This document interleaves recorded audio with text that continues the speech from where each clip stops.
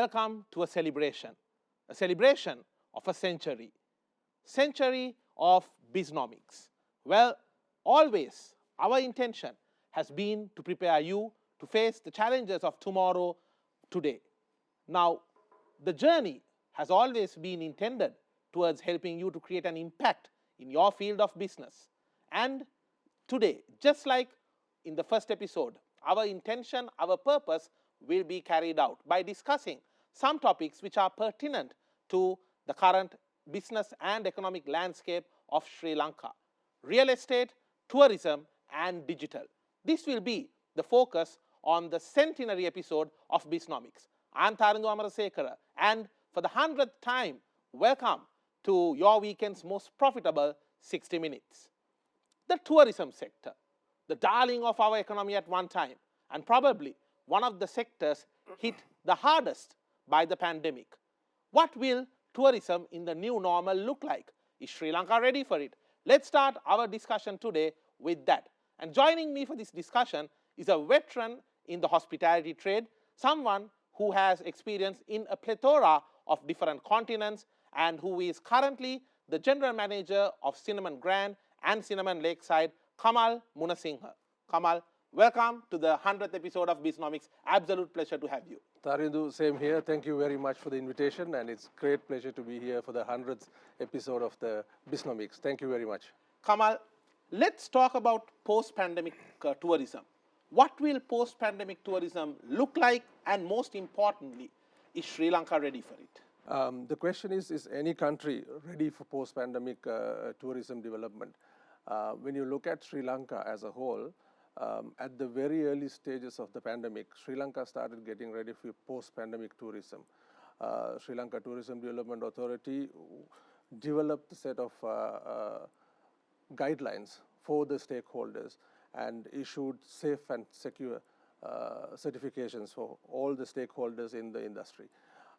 We opened our airport as early as in year 2021 in January, and with that opening, what happened was we managed to, we were able to see how we can operate the airport during the pandemic, and out of the learning, we put into place certain procedures and processes, and we are able to actually, to date, operate the airport for the country. So that, I think, is a very good start for us. We have a head start, I think, when you look at the other destinations in the region, which we have done initially. And then also going forward, there are a lot of discussions happening between the Sri Lanka Tourism Development Authority, Sri Lanka Tourism Ministry, plus the health authorities, in order to see how we can get tourists coming into Sri Lanka. This is a very, very interesting conversation, and this has to be carried forward. Learning from the other destinations who have already opened for tourism, there are a lot of good things that we can take from those countries that have already opened for tourism, and learning from that, we can bring that learning into our country and then make it a process to welcome tourists to Sri Lanka. Kamal, interesting thoughts there. Now, as a general manager of two leading hotels in the country, you probably see the operational aspect way better than we do as observers on the outside. How does it look like? Because earlier, when you think of a hotel stay, you walk in, the friendly smiles, and the Aibowan, I'm sure that's still there. And it was quite a very natural process of that human interaction. But now, in the post-pandemic era, enters the PPE kits, you can hardly sometimes see the other party, and then everywhere you go, there is every touch point now is a health risk. Let's put it that way. How does the operations look like in terms of the hospitality trade? How does the operations look like in the new normal, where we are trying to have tourism while there's a very strong COVID threat as well? Let's admit it, the threat of Delta is still rampant in Sri Lanka and even in the world. Absolutely, absolutely, and we can see that happening all over the world, right? But when it comes to tourism and the hospitality industry, our core is human nature, right? Human business. We are in a business of managing people, taking care of people, right? So it's a making people's the people business. feel good. It's a people's business, and it's very difficult if you look at it, to operate in these kind of atmosphere or conditions to deliver that experience to a guest. But I think with the trainings and with what we have done over the years, because actually tourism industry, if you look at it, always have been operating as an industry where we provide secure, safe and secure health guidelines, right? Yes. So this has been the case right throughout for hotel industry and tourism industry. And this new normal has taught us actually few other things. For example, how can we be more friendly when you're wearing a full PPE kit? People can't visualize that, whether you are smiling or not, right? Yes. But this is in your gestures, in body language, and the service experience what you deliver when the people arrive at the hotel. So these are kind of trainings that we need to conduct and work with the teams to understand how we can make a guest feel comfortable, feel safe, and also feel welcome, even though during the pandemic era. Kamal, now, if you talk about the Sri Lankan tourism and the Sri Lankan hospitality sector, let's admit it, we had a double whammy. 2019, the unfortunate Easter Sunday attacks, and 2020, the pandemic, which is still continuing. In your perspective, is Sri Lanka ready to accept these tourists back? Or rather, maybe the question should be, are the tourists ready to see Sri Lanka as a safe destination to travel in this new normal? I think it's rather the second one. Are the tourist or the traveler willing to come to Sri Lanka, or do they see Sri Lanka as a safe destination? There are quite a few things that we need to do in order to get that assurance or give that assurance to the traveler, to the world, to our key source destinations. To date, I think we have been listed in red zone countries for certain countries. And few days back, the CDC of USA also warned against traveling to Sri Lanka. That's right, because of the Delta variant that we have in Sri Lanka at the moment. But what is good about this at the moment is the vaccination drive. We are in full force driving to achieve that number. We have achieved 40% fully vaccinated actually at the moment of the population, which is a good number. And these things have to be communicated to the world, I think. Also, what we have done in terms of managing the business, following the guidelines that have been established in the industry, has to be communicated properly to all those countries. I think also the key is to communicate this to the key source markets so that we build trust amongst these travelers to come to Sri Lanka. Kamal, for a long time, we were always focusing on the volume tourists, the Chinese tourists, the Indian tourists. Of course, yes, we do welcome tourists from all over the world. But let's talk about the big spenders, the ones whom we always see going one step further to Maldives, to the resorts in Maldives. What can we do to start attracting these high spenders and go beyond just the volume tourism? I think we as a destination, we have to create that opportunity for any guest to spend money when they come to a destination. If you look at the regional giants in the hospitality industry, may it be Thailand, Vietnam, Malaysia, Indonesia, Singapore, they have plenty of options for a guest when they come to that country to spend their money. Now, when you come to Sri Lanka, I don't think we have that options. We do not offer that many options for a guest to spend money. We do have great hotels. We offer a fantastic service. A destination is great. But what else can we offer? Sure. What is there to offer? Not just sea, sand, and sun. Sea, sand, and sun is available everywhere. You don't need to come to Sri Lanka all the way from Europe to see sea, sand, and sun. I like how candid you are in that thought. You can go to Spain. You can go to Croatia. There are beautiful destinations in Europe. You don't need to come for that. What is the differentiator for Sri Lanka? Our culture, the heritage, the cuisine, Ayurvedic, mindfulness, well-being, wellness. These are the things that we need to promote. So we need to create our unique selling point for Sri Lanka. And by creating that, there is a niche for that. And that niche is willing to pay any amount of money to get that kind of experience. So our duty as a destination and the stakeholders of this industry is to carve that experience for the traveler and bring that message out to the world. Say, hey, come to Sri Lanka. This is what you can experience when you come to Sri Lanka.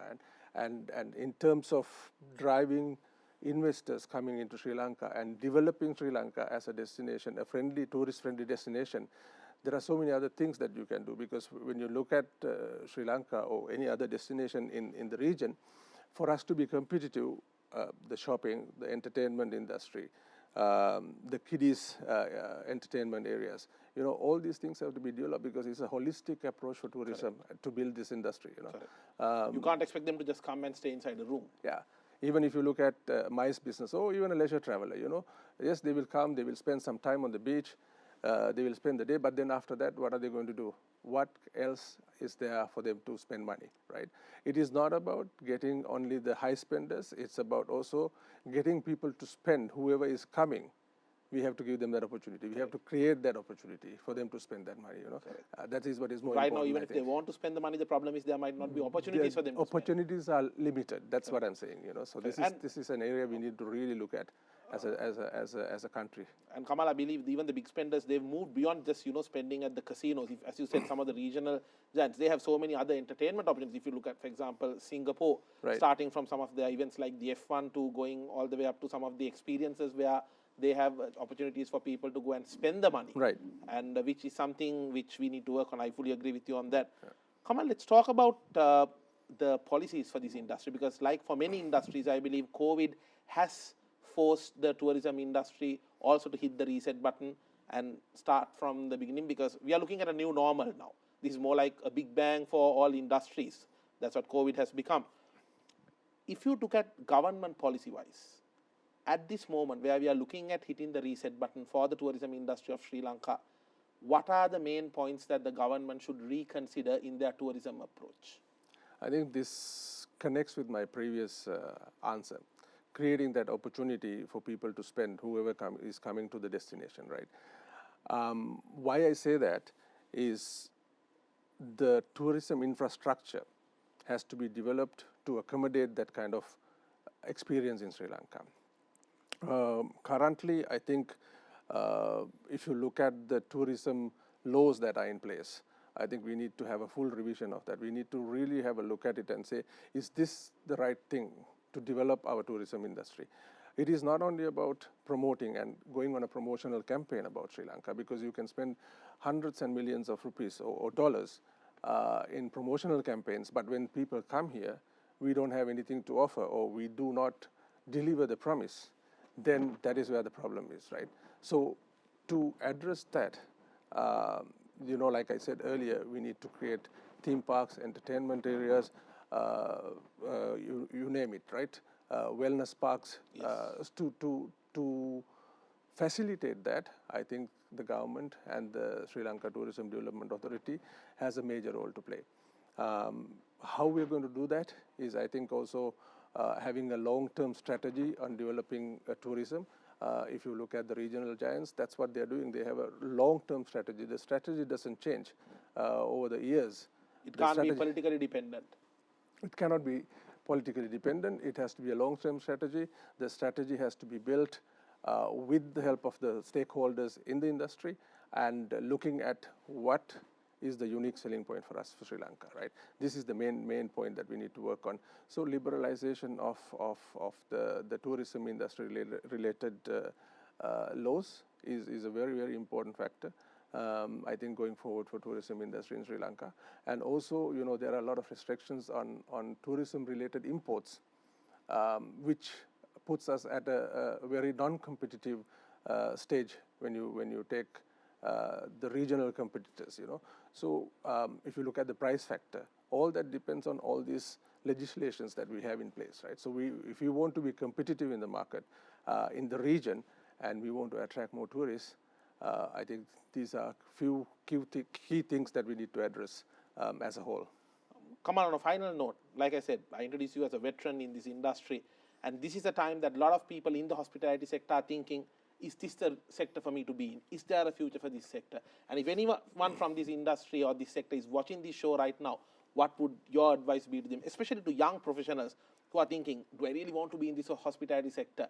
So would you like to take a minute and just give them a message of reinforcement? Yeah, I think if you look at the current situation, a lot of people are leaving the industry. And this is a global trend. This is not only for Sri Lanka. I have a lot of friends, different parts of the world, who are in the same industry, and we've been talking to each other on a daily basis or weekly basis. The message I hear is people are leaving the industry because it is very volatile, like I said at the very beginning of the interview, right? But what is good about tourism industry is it is one of the main income generators for a country, right? GDP growth of 4%. We share 4% of the GDP of Sri Lanka in good times, and that can only accelerate if you have it properly organized and we are able to get this industry up and running.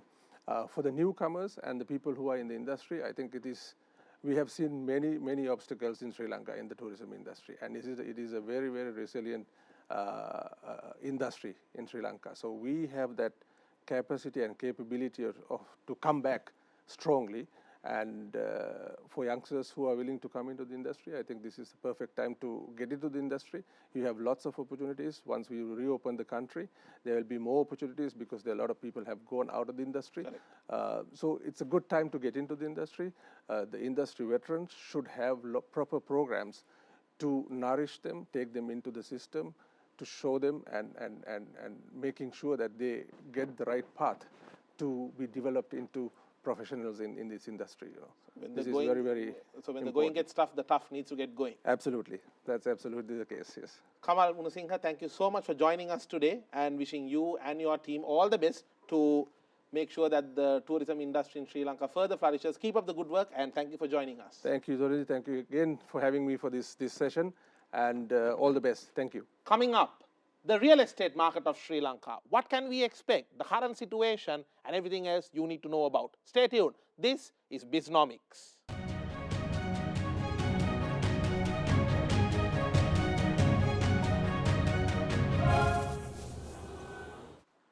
Welcome back to Bisnomics. And yes, indeed, we are in our centenary episode.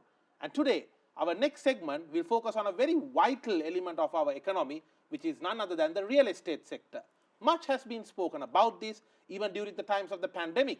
It has indeed shown some resilience. But what about the way forward? What kind of a market are we expecting in the near term and in the long term? To talk about this and more, we have with us now Shehana Brahmanage, who is an executive director of Prime Lands and Prime Residencies. Shehana, welcome to the centenary episode of Bisnomics. Absolute pleasure to have you. Pleasure to be here, Tharinder. Thank you for having me. Shehana, let me cut right to the chase. How hot is the property market right now? Because we see a lot of talk about this, and at a time that interest rates in the market have been low and so many other changes happening in the traditional financial markets. People are seeing the real estate market even as an excellent investment opportunity. But if you look at the market dynamics, especially in terms of demand and supply, is it matched or is it an oversupply or over demand? What are we looking at? If you take the real estate industry, Tharindu, even from last year to this year, we can see a remarkable growth in the industry. And as you correctly said, one of the main reasons for that is the historically low interest rates that we are seeing at the moment. Because of this, a lot of people feel that there's no point in keeping money in the banks anymore. So they would want to invest it in a real asset. So yeah, the property is, of course, it's a tangible asset, and unlike other forms of assets, it's something that you can enjoy, you can keep it with you, you can use it when you would like. So because of this, and the borrowing capacity also, we can see that the real estate market has actually been growing from last year. Also, together with this, I think it's important to note, because of the pandemic, I think almost all the countries in the world are now printing money as well.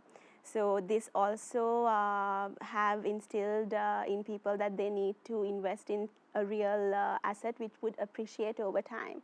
So if you take the Sri Lankan real estate industry, even through some of the darkest periods of our country, such as the war, our real estate industry never really went down. Instead, the prices were always steadily increasing. And in terms of demand and supply, do you see this being matched right now? I mean, do you see high demand and high supply as well overall in the market?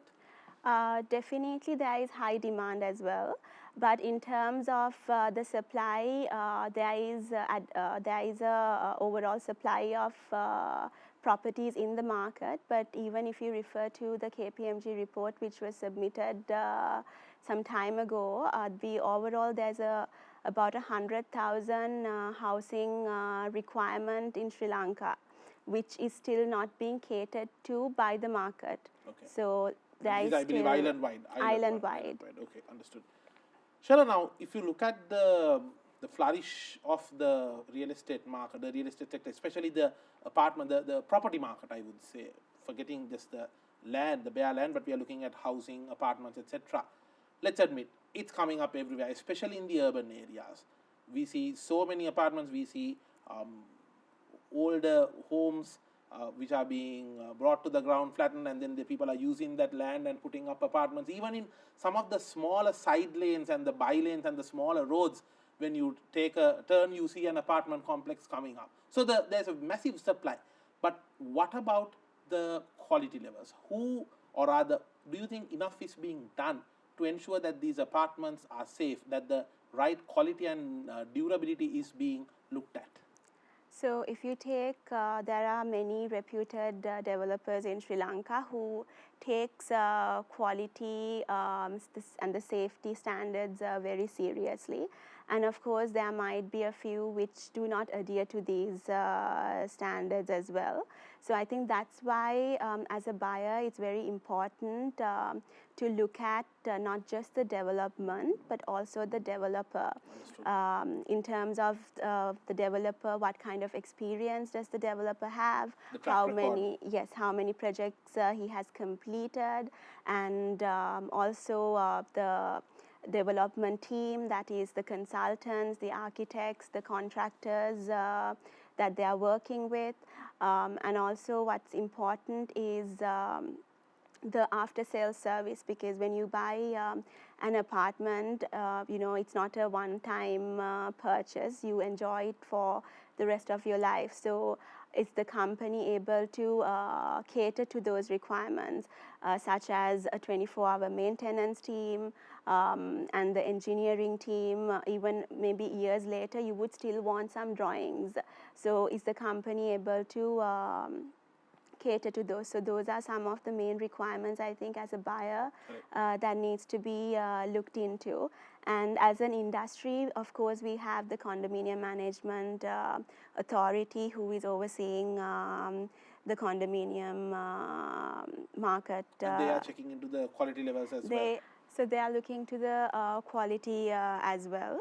The Condominium Management Authority of Sri Lanka, they have their minimum levels, the safety levels and the conformity levels. You need to meet those levels in order to be able to get the COC and thereafter to be able to do the transfer deeds as well. Having said that, I think as with anything, there's always room for improvement, and there's always more things that can be done. And I think it's important to note that in terms of as a company from Prime Group, what we've done is last year, even during the pandemic, we went ahead and got a rating for both of our companies, Prime Lands and Prime Residencies. It was awarded by ICRA Lanka, and we got a rating of A- stable, so that buyers can... So that gives an indication to the buyers as well, the confidence they could have. Exactly. In the company. And I think it's a good step in the right direction as well, if all the companies could do that, so that it gives that conformity to the buyer as well, and that confidence that this is a place you could go ahead with without fear. Exactly, and also the financial stability and the integrity is much more transparent. Shanna, on a final note, you're a young business leader in the corporate boardrooms of a leading organization in Sri Lanka. Now, your thoughts about women in leadership, and as a young girl taking the mantle of the family business, how was your experience? How did you make it happen? I think it's important to note, Tharindu, leadership is leadership. It can be good leadership or bad leadership. But it's never male or female. It's never male or female. Interesting viewpoint. So ever since I was growing up, I think it's something instilled from my parents as well, especially my dad, even when I work with him now. I don't think he would treat me differently if I was a son. So, and also I have had very strong role models. Growing up, my parents were also there, and then stepping into the corporate field. Our co-chairperson, Mrs. Sandhamini Pereira, I would say she's a woman of steel, so I was able to learn a lot from her about the good attributes in being a good leader. In terms of my experience, I think, of course, because Prime Group is from our humble beginnings from about 26 years ago to where we are at now, it is a big, massive corporate. And in fact, Prime Residencies was listed just a few months ago. Congratulations on that.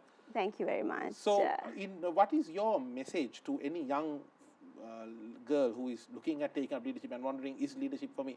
What is your message to them? I think there is a lot to learn from those that have come before you.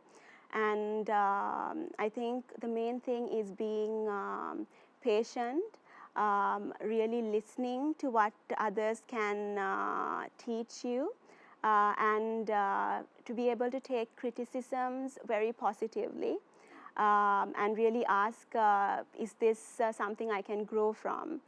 And I think it's something you have to, because experience can't be taught, you have to go through with it. Go through the mill. Exactly. So that's why I think it's important to take it one day at a time. And also, I think as women, we have a list of inherent skill sets that are embedded in us, such as patience, really being able to listen, our perseverance, and there's an inherent strength as well. So in terms of leadership, being a woman in a leadership position, it is not a barrier at all. It is definitely an advantage that we can be proud of. Thank you for those thoughts, Shehana, and wishing you and the team at Prime all the very best for all your future endeavors. Thank you for joining us on our sanitary episode. Thank you very much. A digital economy of Sri Lanka. Much has been spoken about this, but when it comes to digital payments, what more needs to be done? Let's talk about that on the other side of this short break. This is Bisnomics.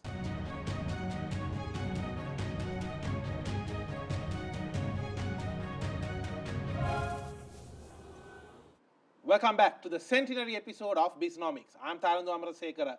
Now, digital economy. A lot is being said about it, but is enough being done? That seems to be the burning million-dollar question.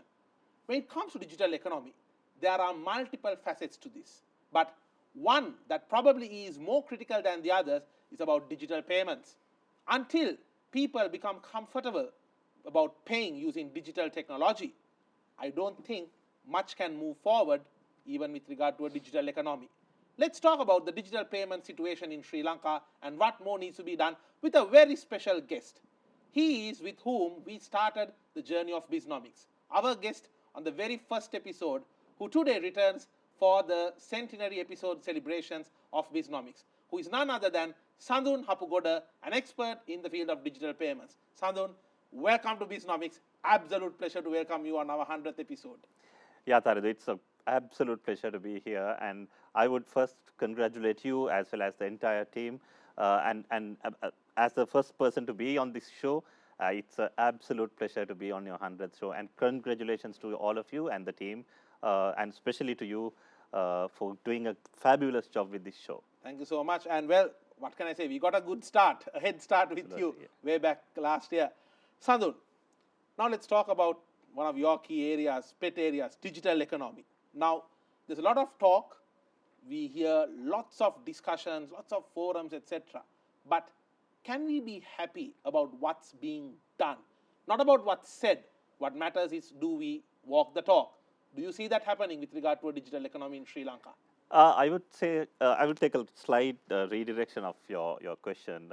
Rather than talking about what's been done, let's talk about the reality in Sri Lanka in terms of actual numbers when it comes to digital payments. Despite the COVID, Tharindu, we are still around 4% on our digital economy compared to the personal consumption expenditure, PCE we call it, right? So we are still in the range of 4%, and despite of COVID, we've seen a lot of people trying to adopt digital payments. However, after the periods of lockdowns, etc., we have seen most of them are going back to cash-based transactions. So currently, Sadhu, on average, still even during lockdown times, there's an average 45-minute queue outside most banks. absolutely, absolutely, yes. So at the moment, we digital payments. If you take my pet area is card-based payments. That's a major contributor to the digital economy. It's still around 300 billion Sri Lankan rupees, which is not so great in terms of the absolute PC consumption today in Sri Lanka. So that is. So we are in a very unique. We have a very unique problem also, Tharindu. I think I should explain that, because we are a country which has a good infrastructure when it comes to digital. So our mobile penetration is over 150%. Our banking infrastructure is very good. We have branches everywhere. And also we have so many mobile applications, fintech applications, and many banks also have put out lot of mobile apps as well. So they have done their part, to be honest, but the adoption has not been so great in Sri Lanka. One of the key reasons is that probably we don't have a unique problem to adopt digital, because every country who has leapfrogged, I would say, they had a problem. If you take Africa, M-Pesa, they had a problem. Because the banking system was not that good, so people went digital. Absolutely. In Bangladesh, the bKash is successful because they didn't have access to. So why go digital is still a question to which we don't have a strong enough or good enough answer. Good enough answer. So we are in a unique problem. So I'll probably discuss later what are the solutions that we can adopt to push people to have that. But access to cash is very convenient today, and we make it more convenient. So there's no real behavior change that people should adapt. Even during the COVID times, we've seen a lot of people trying to order online, etc. Even people have done their very first transaction digitally. But after lockdown, they still go back to the shopping and doing the same thing. Probably otherwise they could have done online. So that problem is there. I think even if you look at some of the support payments given to members of the public, in some countries we saw digital vouchers. We see, for example, in Hong Kong, they are giving digital vouchers to people to buy what they want. I think in Sri Lanka, we had our government officials giving money. So once again, the emphasis tends to be on cash. Exactly. So our cash usage is significantly going up, and the cash circulation is, of course, going up very significantly in terms of money pumping into the market as well. But compared to that, the digital economy has not grown significantly well. So if you're asking me whether I'm happy about how the people are adapting digital, I'm not still convinced. Sandhu, if you look at countries like Maldives, they were, I would say, a few years back, nowhere near we were in terms of infrastructure, etc. But now today, they've leapfrogged us. Even these late entrants to the digital economy are performing fantastically well. I know we kind of touched upon this earlier, but Sandhu, where do you think we are going wrong in terms of the adoption? Exactly. So, as I said earlier, we are a very unique. We have a very unique problem where we have the infrastructure, but people have very convenient access to cash. So there's no real reason. Now you said the example of Maldives. Even Maldives, it's an island-based country, and then scattered around. For them to go to withdraw cash from one island to an island which has an ATM it's a bit of a hassle for them. Some islands don't have ATM. Some islands don't have ATM. So it's good for them to adopt digital payments, digital transfers, etc. Rather than having cash. That's why I mean, even when you take the banking sector, 9 out of 10 transactions initiated digitally in Maldives. So that's not the problem in case in Sri Lanka. So as I said earlier, one of the key things like countries like us have adopted is they, especially on the transit segment, they have tried people enabling digital payments, which we have not done in Sri Lanka so far. So if you take even developed countries, which are probably in the same wicket that we are in terms of infrastructure and access to cash, they have started pushing people to have transit payments digitally. So we actually can take that kind of a step, because if you are enabling to use existing bank card, now if you take any debit card that you have today, now all banks are issuing contactless cards. So if you have a contactless cards in your pocket, just a matter of enabling the infrastructure on the transit segment for you to tap and make a payment. So if we have that, people will anyway pull out the card to make a payment to travel, and then there's very likely that they will use the same card to make a purchase as well. So then we A more ubiquitous method. Absolutely. So that kind of strategies we'll have to adapt, and also Tharindu, we have to take a national level policy. I know central bank has taken a lot of good initiatives, especially during 2020. They've named 2020 as the year of digital. Also, very good initiatives. But if you take nationally, we don't have much policy like even like neighboring countries to push digital payments or digital economy for that matter. Sadhan, if you look at for any businessman, an entrepreneur who is watching this show, who is thinking, okay, look, you know what, I've also been cash-based, but now I want to go digital. What would be the starting point? We are not looking at always the big companies that have the digital strategies, etc., because the backbone of our Sri Lankan economy, Sadhan, as you know better than I do, is the small and medium enterprises. Yeah. More than 50% of the GDP depends on them. Where can they start when adopting digital payments for their enterprises? Absolutely, Tharindu. So SMEs and MSMEs, if you take, this is absolutely the right time to adopt digital, because our current situation is where you can push consumers to make payments digitally as well. Now, unlike those days, you don't have to really spend a lot of money to adopt digital infrastructure. There are so many solutions given by banks, fintechs, and also we call it payment facilitators for you to adopt digital technology. So if you are a small entrepreneur who delivers items, let's say food or any essential items, you can talk to any of these entities like banks, and there are so many other entities where you can talk and get a small portal to create e-invoices.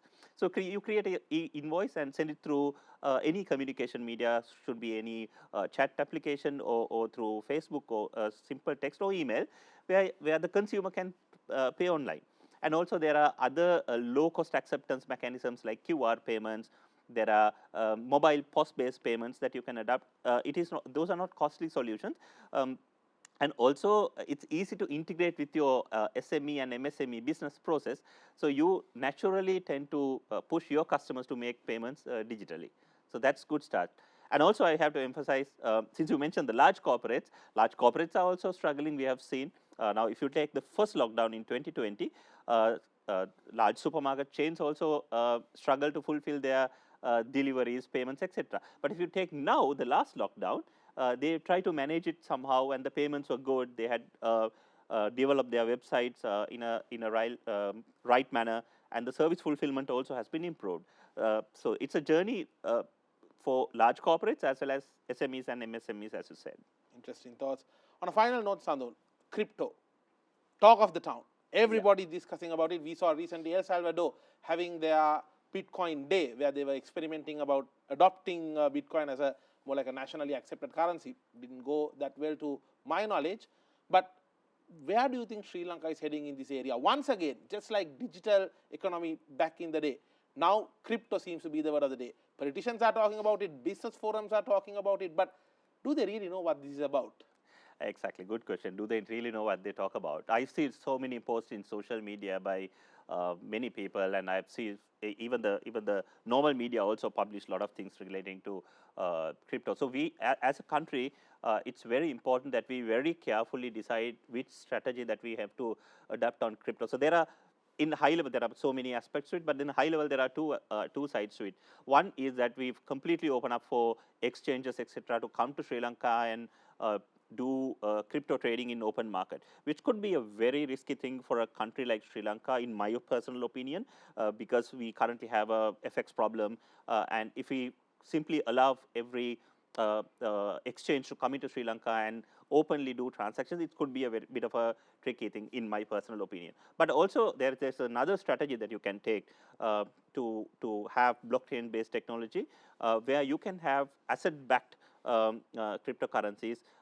Probably you can have a central bank-led asset-backed cryptocurrency, or even you can do a cryptocurrency which is tagged to Sri Lankan rupee, which is China is having the digital yuan. exactly. So something like that could be a good start for a country like us, especially when we have a FX outflow problem, rather than opening up the market for exchanges to walk in and do transactions. So it's a wider discussion. Probably we can discuss it later as well. Yeah. Sandun, thank you so much for joining us today, and it was an absolute pleasure welcoming you on the 100th episode of Bisnomics. Good luck with your work, and thank you for joining us once again. Absolute pleasure to be here, Tharindu, and thank you very much for inviting me for your 100th episode. And with that, we wrap up the celebration of the 100th episode of Bisnomics. What a journey it has been. And as always, our intention, our mission is to make sure that you are prepared today for the challenges of the business and economic landscape of tomorrow. I will see you with the next episode. This is Bisnomics.